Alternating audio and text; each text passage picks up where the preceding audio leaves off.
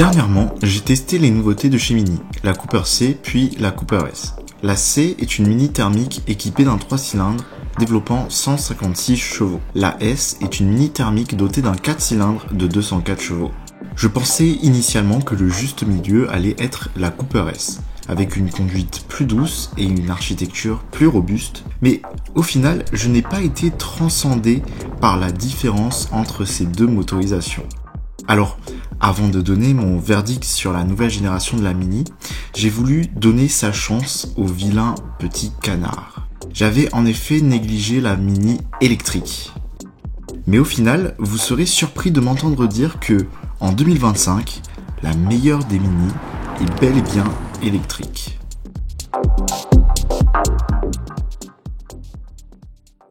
Et voici pourquoi.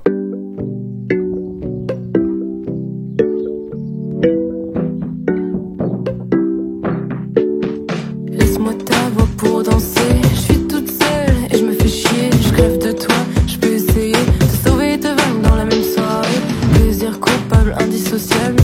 La nuit, on se torture à l'amiable. Tout d'abord, j'ai été totalement séduit par l'exemplaire que m'a prêté BMW S Automobile Belfort. Une Mini Cooper SE, plus puissante de 34 chevaux que la Mini Cooper E, avec donc 218 poneys. La puissance de l'électrique est très agréable à utiliser en ville. Elle est immédiatement disponible pour déplacer la voiture de manière vive et se faufiler. L'absence totale de bruit moteur transforme chaque trajet en une expérience apaisante. Sur les routes de campagne, le silence de la Mini Cooper SE permet de savourer pleinement le chant des oiseaux, visible à travers le vaste toit panoramique en verre, offrant ainsi une immersion sensorielle inédite. Oups, c'est déjà trop tard, j'ai donné de moi à toi, mais ça ne suffit pas. C'est seulement quand on a le pied lourd qu'un léger bruit artificiel se manifeste pour souligner la montée en puissance. De plus, elle se recharge assez rapidement, grâce à une puissance de recharge convenable de 95 kWh. Elle peut ainsi passer de 10 à 80% de charge en seulement 30 minutes. Putain de piège, manège d'enfer, sortir des braises. Dans la forme de ces étoiles, je cherche ton corps qui brille dans le ciel comme une épave. Tu me vois et tu m'oublies. Je suis perdue et je sais pas, mais j'ai peur que tu te barres et que tu reviennes pas. Mais dis-moi pourquoi j'ai froid. Dis-moi pourquoi j'ai froid. Je vais gagner dans cette histoire et la tête à l'envers, on se la met tous les soirs. Mais dis-moi pourquoi j'y crois. Dis-moi pourquoi j'y crois. La Mini électrique est livrée avec un câble de recharge T2, ce qui correspond au standard européen pour la recharge publique. Elle peut également utiliser les bornes Mini Charging à travers l'Europe. Un boîtier de commande flexible Fast Charger 2.0 peut être commandé pour la recharge à la maison à un tarif de 435 €. Vous pouvez envisager de longs trajets en Mini Cooper SE, vous ne rencontrerez pas de mauvaises surprises. En effet, le système de navigation de la Mini Cooper SE 2025, basé sur le nouveau système d'exploitation Mini OS 9.0, propose un planificateur d'itinéraire avancé. Il prend en compte l'autonomie restante, les stations de recharge disponibles, le trafic en temps réel et les conditions météorologiques pour optimiser vos trajets. Et après tout, l'autonomie annoncée est assez importante, entre 385 et 400 km. Ces chiffres sont basés sur la procédure d'essai harmonisée pour les véhicules légers, WLTP. C'est donc le meilleur cas qui a été retenu, avec la température optimale de 23 degrés. Mon modèle m'a énormément plu car il avait une teinte extérieure melting silver et un intérieur somptueux en cuir bleu. C'était en fait une sellerie simili-cuir appelée Nightshade Blue. Je pensais qu'on ne faisait plus beaucoup ça sur les voitures de cette gamme. C'est sympa d'avoir un intérieur si distinctif dans une simple citadine. Je pense notamment à la planche de bord recouverte d'un textile tricoté en polyester recyclé, arborant un motif pied de poule bicolore, blanc et gris, très joli. Les jantes de 18 pouces Night Flash Biton lui allaient aussi formidablement bien. Notre Mini bénéficiait en prime du pack XL, la configuration la plus généreuse en équipement, incluant notamment le Driving Assistant Plus, la caméra d'habitacle ainsi que les sièges chauffants électrique avec fonction de mémoire.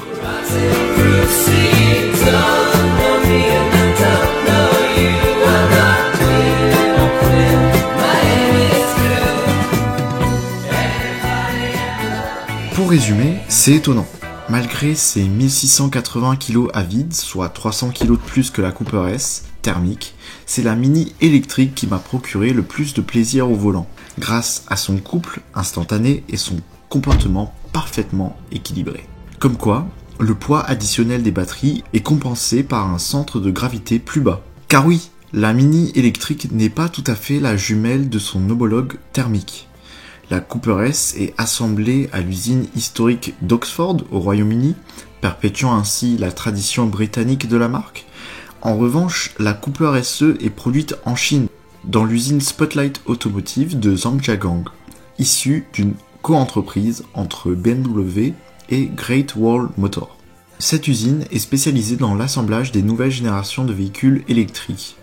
Ainsi, la Mini électrique a un pare-brise plus incliné par rapport à la version essence, des passages de roues couleur carrosserie au lieu du plastique, une antenne en aileron de requin plus effilée ou encore des poignées de porte lisses.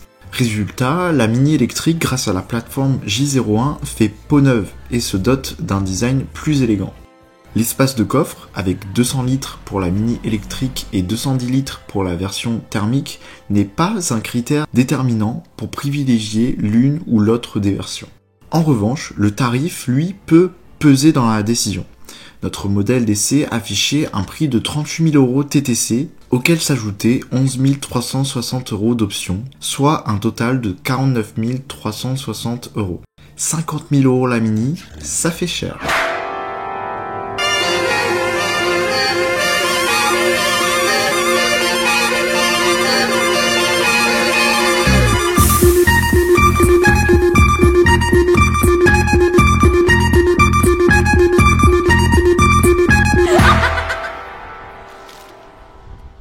Mais attention, mon engouement pour la Mini électrique est à nuancer, car oui, c'est la première voiture électrique que je conduis du haut de mes 20 ans, et je pense toujours que la Cooper S est une belle alternative avec un échappement sur mesure et les bonnes options comme les palettes au volant.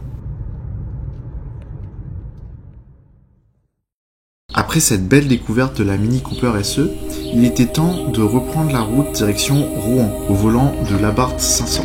Une nouvelle aventure démarre et je vous prépare quelques road trips à son bord. L'occasion parfaite de créer de nouveaux souvenirs.